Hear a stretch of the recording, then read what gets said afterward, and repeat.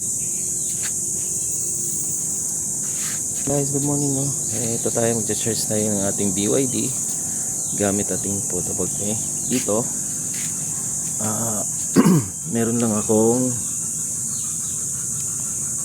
extension na ganito, yung may grounding no. So nangyari, kadalasan kasi dito sa Pilipinas yung wala tayong grounding ating mga saksakan.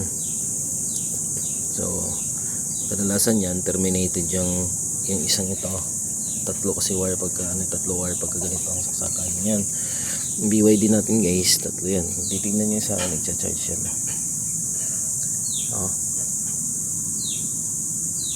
so pag yung blinking na ganyan, charging yan. Pero kapag yung saksakan nyo walang ground, faulty, iilaw yung fault nya no. So ayan, para patunay sa inyo nagcha-charge yan. Yan, turo ko sa inyo yung sekreto bakit siya nagcha-charge no. Kadalasan ay hindi talaga na lalaman. Kadalasan pag sinasaksak natin, hindi gagana yung charger natin. Ganito lang guys, panoorin nyo lang to no. So ayan na, kita nyo, yan lang naman. Siguro naman pagsaksak niyan, alam niya na yan ano. Alright,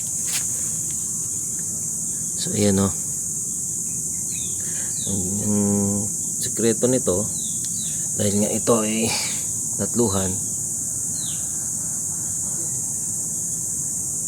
tatlo din ang wire niyan sa pinakadulo no. Kadalasan nga electrician tinatanggal, tineterminate yung isang wire. So dito, ito na ituturo ko sa inyo kung paano. Ganito lang kasi yan. Ayan, nakikita nyo yung extension ko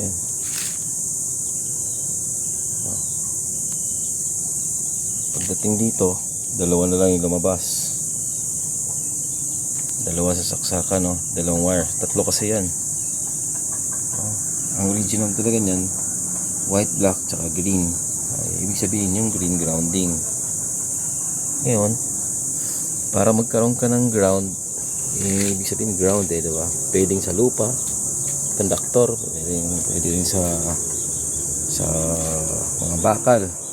So una kong naisip, kasi medyo naghanap ako ng medyo lapit dito sa poste ng aking saksakan. So naghanap ako ng grounding. Ito, nakita ko itong ganito. Ayan, nakita nyo ito. Sa kabila nito mayroong ganito din. So, ayan. So isang wire, tinanggal ko dyan. Dito ko ngayon tinap. Ayan. Tinali ko dyan. So ngayon, meron akong grounding.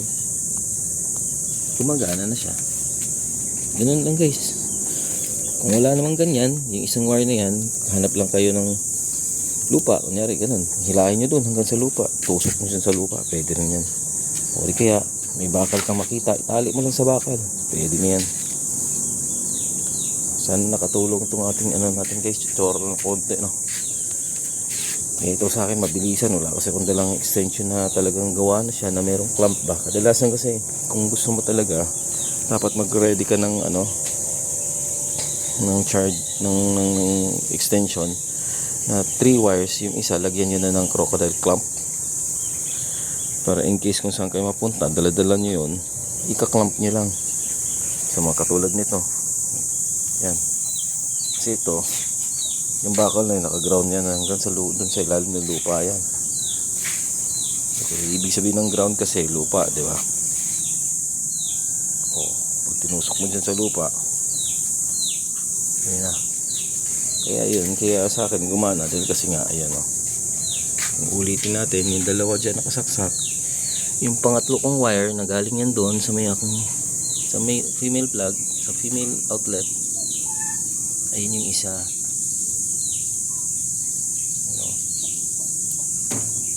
Binali ko lang. So yan lang, tinanggal ko lang dito, yung binali ko lang, lagyan ko lang yung Nakuha nyo na. Thank you. Sana natutunan kayo.